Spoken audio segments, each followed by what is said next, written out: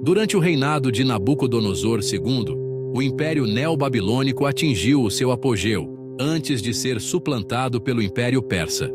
Este rei é lembrado por ter sido um grande construtor e restaurador, famoso por obras como os Jardins Suspensos da Babilônia, uma das 7 maravilhas do mundo antigo. Acredita-se também que ele possa ter sido o responsável pela construção da Torre de Babel, no Iraque. Nabucodonosor é considerado um dos maiores governantes da sua época. Filho de Nabopolassar, um general caldeu que, após a queda de Assurbanipal, se autoproclamou líder de regiões como a Palestina, a Síria e a Mesopotâmia. Nabucodonosor, então, ergueu um novo império sobre as ruínas do antigo Império Assírio, conseguindo dominar estas regiões ao derrotar os egípcios na Batalha de Carquemis, em 605 a.C. Após a morte do seu pai, nesse mesmo ano, ascendeu ao trono com o objetivo de continuar a expandir os territórios que o pai havia começado a conquistar. Uma das suas conquistas mais marcantes foi a de Jerusalém. Deus usou a Babilônia para punir Israel pela idolatria e rebelião do seu povo. Entre 607 e 586 a.C., os judeus foram levados para a Babilônia como prisioneiros em diversas ocasiões, especialmente após se revoltarem contra o Império Babilônico. Nabucodonosor enviou os seus exércitos contra Judá, sitiando Jerusalém por mais de um ano, o que resultou na destruição do templo judaico, na captura de milhares de judeus e na ruína da cidade.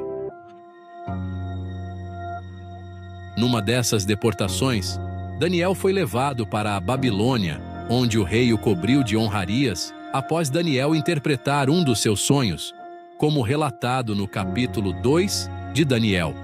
Mais tarde, Nabucodonosor teve outro sonho que, tal como o primeiro, nenhum sábio da Babilônia conseguiu explicar, a não ser Daniel.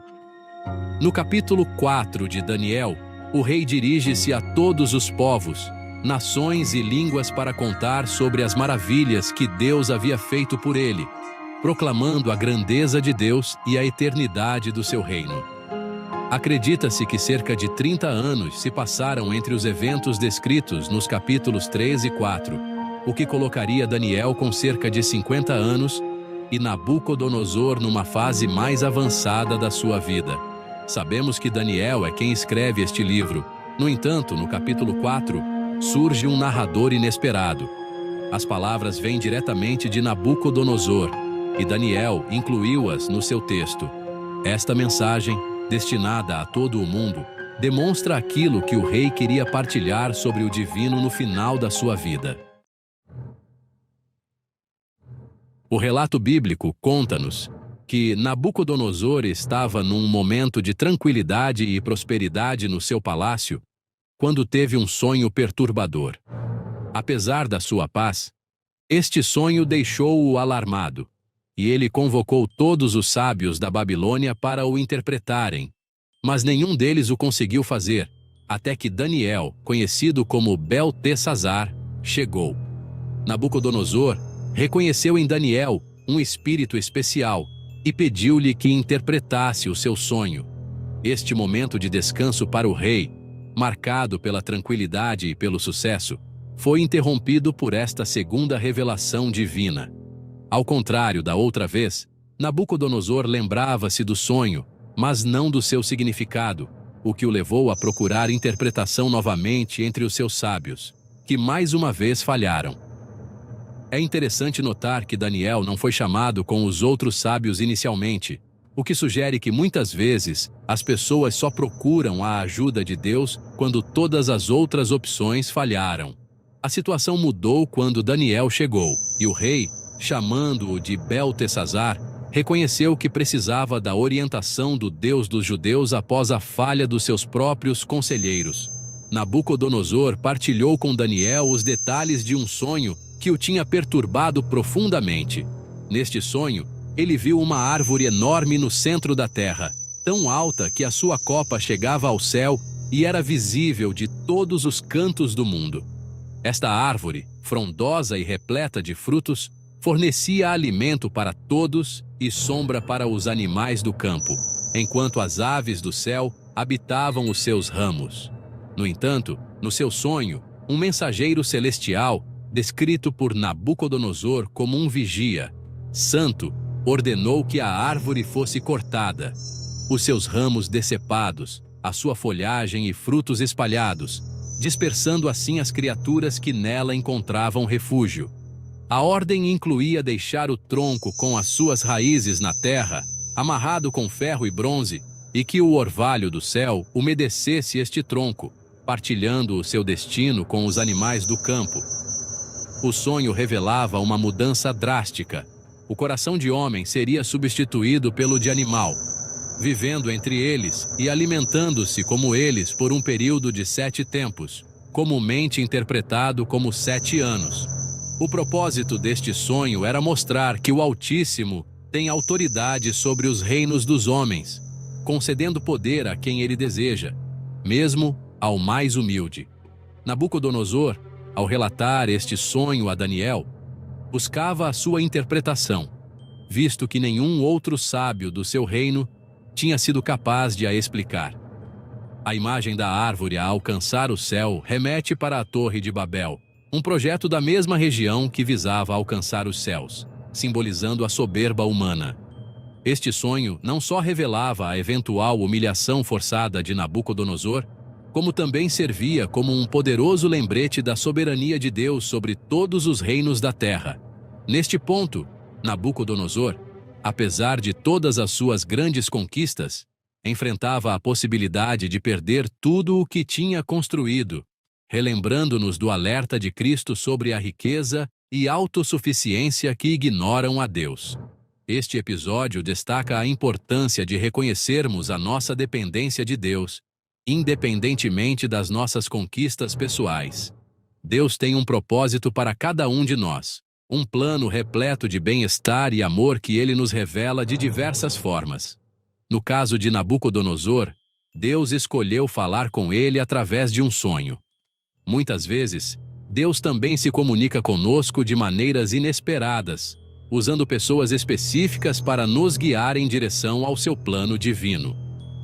Ao interpretar o sonho de Nabucodonosor, Daniel, também conhecido como Beltesazar, ficou por momentos sem palavras, refletindo profundamente sobre o significado do sonho e as suas implicações para o rei.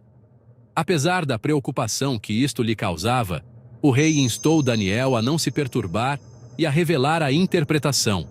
Daniel explicou que a grande árvore que Nabucodonosor tinha visto simbolizava o próprio rei e o seu vasto reino, que se tinha tornado forte e extenso, visível por toda a terra.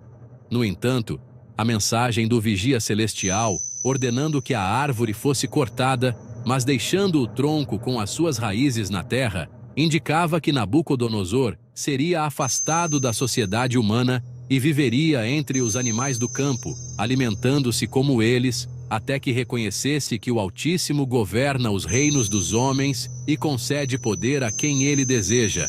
Esta humilhação duraria 7 tempos, mas o facto de o tronco e as raízes permanecerem simbolizava que o seu reino seria restaurado após ele reconhecer a soberania de Deus.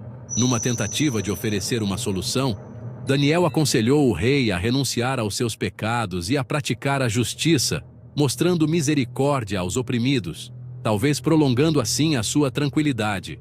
Daniel realçou a necessidade de Nabucodonosor se arrepender do seu orgulho e reconhecer a autoridade divina sobre o seu reino, enfatizando a importância da humildade e da justiça.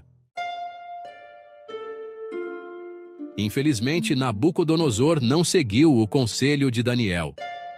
12 meses depois, enquanto passeava pelo palácio real da Babilônia, vangloriou-se do seu poder e das suas conquistas, dizendo: "Não é esta a grande Babilônia que eu construí para a residência real, com o meu poderio e para a glória da minha majestade?" Naquele preciso momento, uma voz do céu anunciou que o seu reino lhe tinha sido tirado, cumprindo a profecia do seu sonho. Nabucodonosor foi afastado da sua posição de autoridade e viveu como um animal, comendo erva como os bois, e o seu corpo sendo molhado pelo orvalho do céu, até que o seu cabelo cresceu como as penas de uma águia, e as suas unhas como as garras das aves. Este período de humilhação e loucura durou 7 anos, durante os quais ele sofreu as consequências do seu orgulho e da sua recusa em reconhecer a soberania de Deus. Ao fim deste tempo, Nabucodonosor ergueu os olhos para o céu e a sua sanidade foi-lhe devolvida. Ele então louvou e honrou o Altíssimo, reconhecendo que o seu domínio é eterno e o seu reino dura de geração em geração. Nabucodonosor admitiu que todos os habitantes da terra são considerados como nada, e que Deus faz o que lhe agrada com os poderes dos céus e os povos da terra. Nenhuma mão o pode deter nem questionar o que ele faz. Com a sua mente recuperada, Nabucodonosor foi restaurado ao seu trono, e a sua glória e esplendor foram-lhe devolvidos, ainda maiores do que antes. Nabucodonosor concluiu o seu testemunho declarando que agora louvava, exaltava e glorificava o Rei do céu, pois todas as suas obras são verdadeiras e os seus caminhos são justos, e ele é capaz de humilhar aqueles que andam em soberba. A transformação de Nabucodonosor serve como um poderoso exemplo de como Deus pode mudar o coração de qualquer pessoa, mesmo de um rei poderoso, levando-o a reconhecer a soberania e a justiça divinas. É importante lembrarmos de sempre cultivar a humildade e de reconhecermos sempre a soberania e a justiça de Deus nas nossas vidas. Se este conteúdo lhe foi valioso, peço o seu apoio com a sua inscrição para não perder nenhum dos nossos próximos vídeos. Juntos podemos iluminar mais mentes e expandir a nossa compreensão. Obrigado por estar aqui e que Deus o abençoe.